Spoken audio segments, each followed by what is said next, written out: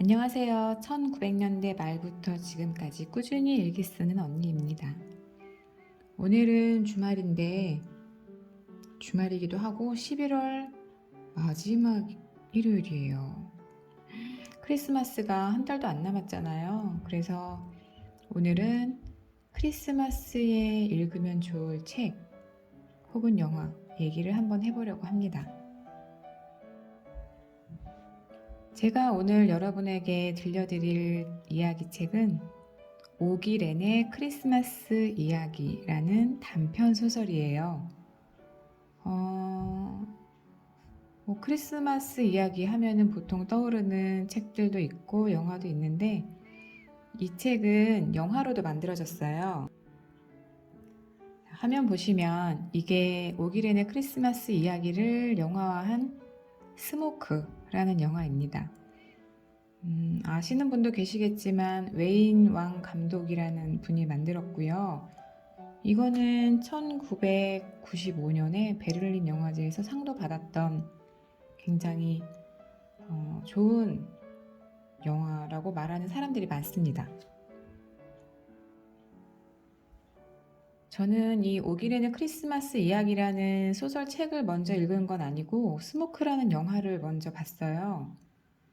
그 CBS 신지혜 영화음악이라는 라디오 프로그램이 있는데 저는 옛날부터 그거를 들었고 그 영화에서 소개해 준 거를 제가 아마 빌려서 봤던 것 같아요. 그리고 굉장히 감명 깊어서 계속 머릿속에 남아 있었죠.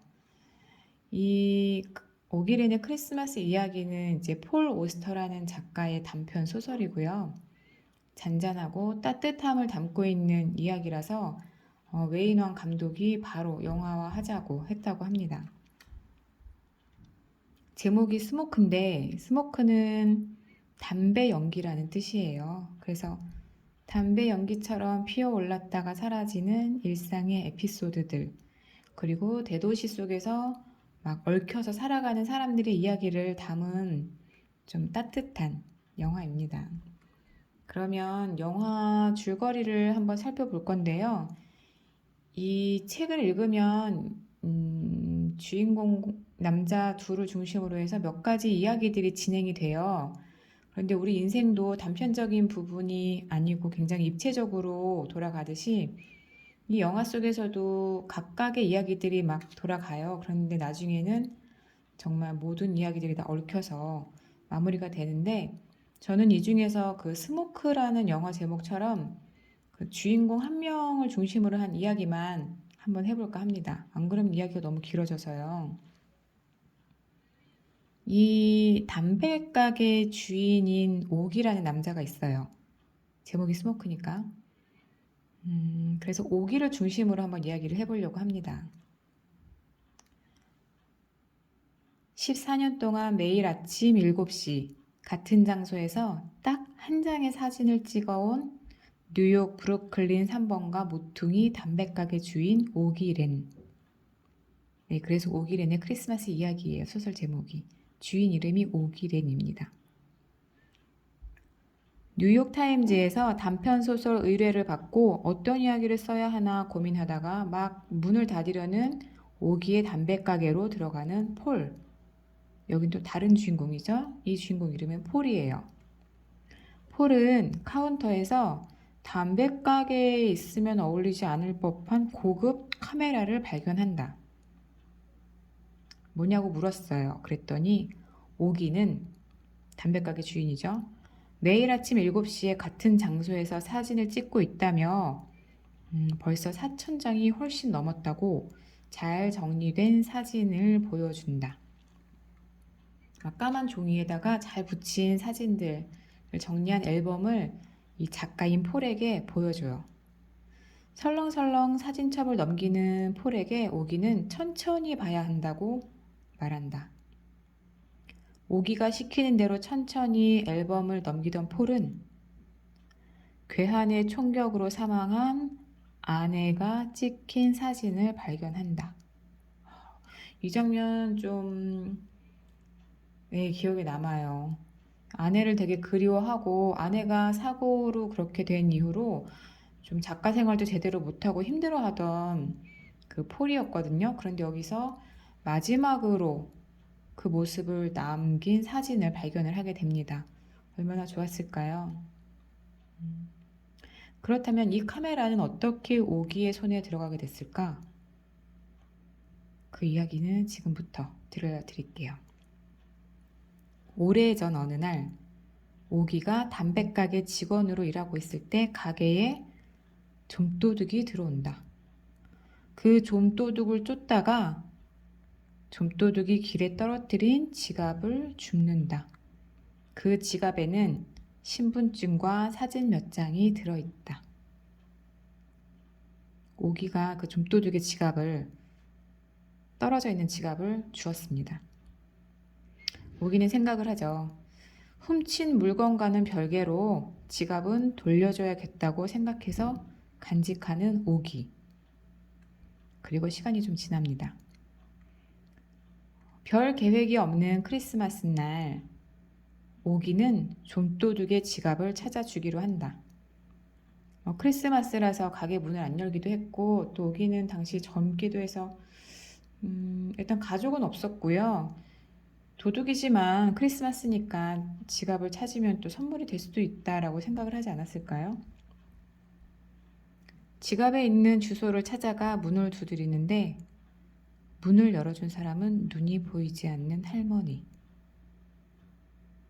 할머니는 오기를 좀도둑인 손자로 착각하고 매우 기뻐하면서 환영한다. 예상치 못한 상황에 오기도 얼떨결에 손자 행세를 하게 된다. 깜짝 놀랐죠. 오기가 문을 열었는데 할머니가 아주 늙은 할머니예요. 흑인 할머니가 너무 반가워하면서 네가 오늘은 크리스마스라서 할머니를 보러 올 줄 알았다고 막 이러면서 너무 좋아하면서 집으로 이제 들어오게 합니다. 그래서 오기도 얼떨결에 막 손자 행세를 해요. 좋은 곳에 취직도 했고 그래서 돈도 모으고 있고 좋은 여자도 만나서 곧 결혼을 하게 될 것 같다 막 이런 얘기들을 하는데 시간이 지나면서 할머니는 이제 알게 되죠. 알 수밖에 없죠. 손자가 아니라는 거를. 하지만 알지만 둘은 맛있는 음식도 만들어 먹고 시간을 굉장히 행복하게 보냅니다. 할머니가 잠이 들고 화장실에 들어간 오기는 화장실에 뜯지 않은 고급 카메라가 여러 대 있는 것을 보게 돼요. 그리고 거기서 한 대를 가지고 나옵니다.